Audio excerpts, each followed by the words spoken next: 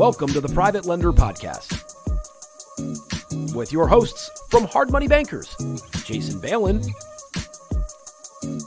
and Chris Haddon. This podcast is sponsored by hardmoneymastermind.com.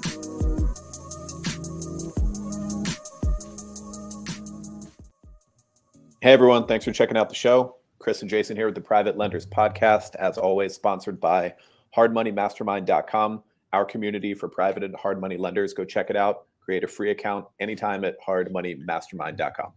All right, so today we're talking about the number of reasons why it's super important for your borrowers to have skin in the game. And by that, we mean cash into the project via down payment and closing costs, cash on the sidelines. There's a number of reasons why, because there is honestly a problem in our niche, especially when we're talking about residential fix and flip, with over leverage, providing too much leverage to the borrower on the project that can put both you and them in a bad spot.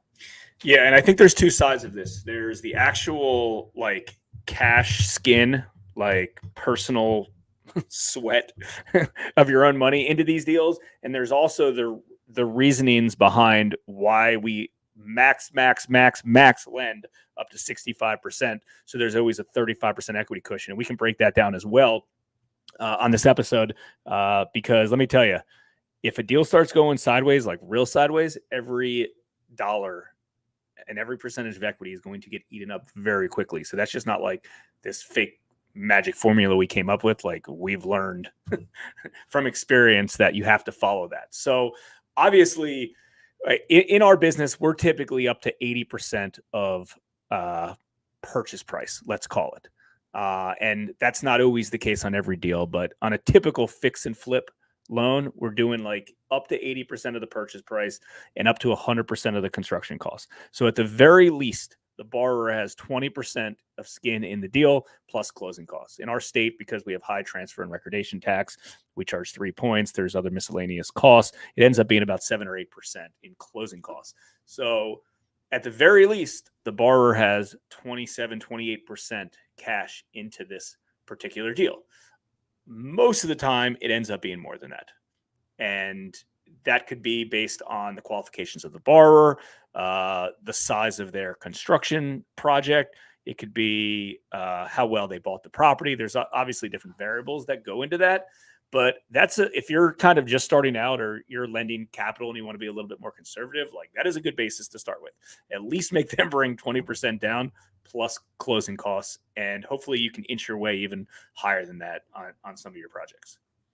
Yeah, and let's break it down by both sides, both the lender and the borrower side. On the lender side, so we have to be in a safe position, our loan amount compared to the current value of the property throughout the project, day one till completion and sale, right? And we always say that we never have an ARV problem.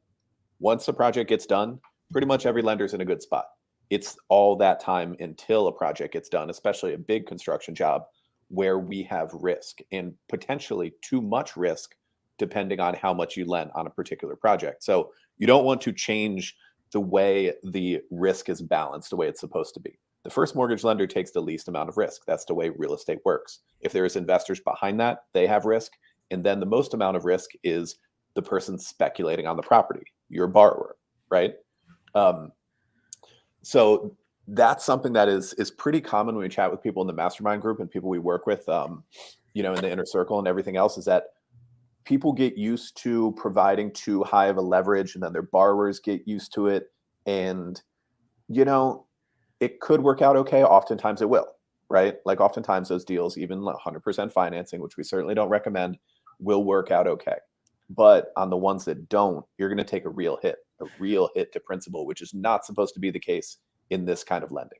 Well, every deal works in an appreciating market for the most part. If real estate continued to go up and up and up, you do a loan of $100,000, even if it's worth $100,000 today, and then it's worth $120,000 tomorrow. But that's not realistic. And for those that have been around for longer periods of time, know that real estate cycles go up and down and up and down. And this business model works great in all cycles, but it's got to be done responsibly. And you forget that there's human error that happens, and borrowers a lot of times they default, not because they necessarily want to default. It's just they just do a bad deal. They buy a bad deal. They run out of capital. Their contractor screws them. They go through a personal issue. Like, things happen. We've had defaults on, the first loan we've ever done for a borrower. We've had defaults for borrowers that we've done 50 loans for, right? And you got to be disciplined throughout. It's not like, okay, this guy's done 3 or 4 deals with me. He's good. I'll just give him whatever he needs. Like, it doesn't work like that. Like, you got to protect yourself on all of these. Let's do a real quick breakdown of a scenario. So let's say a borrower buys a property for $100,000 and needs $50,000 in work, and it's going to be worth $200,000 after repair value. Now, if you're listening to this, try to follow along. If you have to write it down on a piece of paper, that's fine as well. These are just numbers that, with lots of years and experience, we can kind of just do in our head. So they buy it for $100,000. It needs $50,000 in repairs, and it's going to be worth $200,000. Well, a lot of lenders will be like, okay, well, that's not bad. Like, I'll just give them 100% of the $100,000. Well, keep in mind, if they're buying it for $100,000, chances are it's probably worth about $100,000. And we all know over the last few years, investors were paying above investor retail on the front end, just to get deals because it was competitive. And then they would try to make their margins on the back end, their skinny margins on the back end. So if you do a loan, and let's say you give them 100% finance, you give them purchase money or purchase and construction money. But if you're giving them $100,000 on the front end, on a $100,000 purchase, like, you don't have 65% equity cushion. You have 0 equity cushion, actually negative equity cushion on the front end. And that's where all this risk comes in. Because if the borrower, whatever, God forbid, something happens to him and he walks away from the project or doesn't execute or doesn't nothing, like, by the time, like, that $100,000, forget interest payments and all that other stuff. By the time you have to step in and go and collect through a foreclosure process or through a judgment process or deed in lieu of foreclosure, whatever it is, like, your 100,000 is not 100,000 anymore.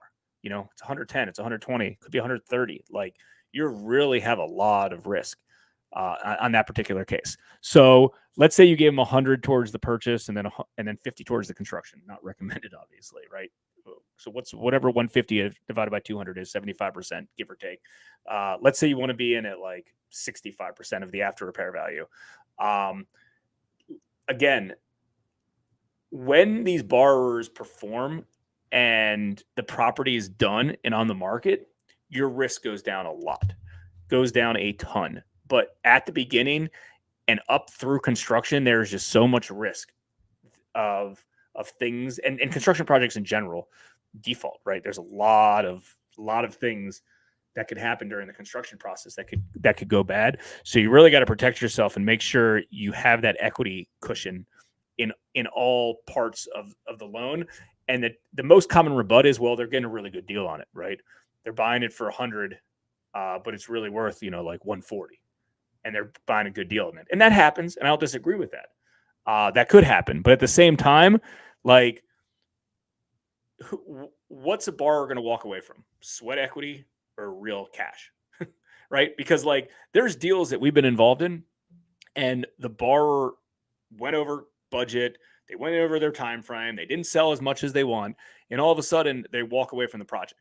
They can walk away from, or not necessarily walk away from the project, but they were in. Let me back up a little bit. If they only had sweat equity and they didn't have any real cash to lose, they'd walk away from the project. But if they're not making any money on the deal, but they put down a large down payment on the front end, they're still incentivized to potentially, help and sell the property because they want to recapitalize their hard-earned cash that they put into the deal. So that's, the importance of all this. There's lots of deals that potentially go sideways, and a lot of lenders don't know if they're necessarily going sideways. So they're still getting paid off. But if they don't have any skin in the deal, what prevents them from walking away? Yeah. And in addition to all the risk that a lender can take on unnecessarily, it can also increase the borrower's risk by giving them too much leverage. And people probably don't look at it this way, but we see it because we see the people who need bailout loans. Here's what I'm talking about. So it happens in DC a lot because lenders are aggressive there. The institutional backed people, they're overvaluing properties, giving people too much leverage. Like, say a property is worth I don't know, just throwing out numbers again, like, it's going to be an ARV of 800K. And we're comfortable quoting a loan of, 500 minus construction or something like that. And a lender comes in and they give, where we quoted 500, they value it at 900 and they offer to give them 600 or 650, right? So then depending on the strength of the borrower, they could be put in a bad position because maybe this job is too big for them. Maybe they run into trouble with construction, permitting, whatever it might be. And then they end up in a property that's not going to be worth 900, even though they were told that by the lender, because they might even change their own opinion. Since people are getting third-party appraisals from appraisers who don't have any interest, any economic interest in the deal, and they're saying, hey, this is worth 900 when it's worth 8. And now the borrower changes their perspective into, oh, this is worth 900. Yeah, I'm going to do this job, even if it's like multi-unit and it's like something that's over their head. It happens all the time. And we know it happens all the time because we get these requests where they get to the end of the term, the lender's not extending it, the project's not done for all these reasons, permitting, big project, everything else. And we quote something like we would have originally quoted, but that requires them to bring money to the table on a refinance, which they likely don't have because they've been dumping it into this project. So that was all caused by the lender giving them too high leverage based on too high of an appraisal amount that wasn't realistic. Now, if they assessed the project from a local lender who could underwrite it properly, they may or may not do the deal. If it was like, 500 minus construction based on an exit price of 800, and here's what the construction budget should be, they may do the deal or they may not. And if they walk away from the deal at the right numbers, that's the right decision, right? And so it's not only the lender that's getting into a position of too much risk with high leverage, it's the borrower too. It's offering them to walk into a deal that maybe they shouldn't. Yeah. I mean, leverage is your friend and your enemy in the same deal if it's not structured accordingly. It's important for real estate investors to put money down and have more built-in equity, not just sweat equity, but also additional equity on these things in case something happens. And it's irresponsible to take high leverage on some of these things. Listen, 90% of the real estate investors you're going to talk to are going to ask for the highest leverage you're willing to give them, right? And they're going to push you to the limit of the highest amount that you can give them. And a lot of times, like, you're the expert and you know more. I mean, I know more. Chris knows more than most of the real estate investors, even if they flipped hundreds of properties, because we've looked at tens of thousands of deals. And what real estate investor, living on MLS all the time, looking what's out there, understand your market. That's why it's important to kind of just lend in your local targeted markets that you understand. Because on paper, there's lots of deals that make sense on paper, but in reality, there's so many things that you got to look out for. I mean, listen, we always laugh about if all of us flipped a house, we'd all sell it for different prices, right? We all have different experience levels. Mm-hmm. We all have different tastes. We'd all execute differently. We'd all hire different contractors. The budgets would all differ. We might all get the property under contract at a different price. So-and-so might be a great negotiator. The other person might buy it on MLS, whatever the case is. There's so many there's so many different things. And this isn't necessarily to scare you. It's just to make sure that, you're underwriting correctly and you're making sure the borrower has real skin and real potential of loss in their deals, right? So they have the ability, like they'll do whatever they can not to walk away from a deal. Like, we've been involved looking back on deals that were like, yeah, that deal wasn't as strong as we originally thought, but we didn't lose a penny.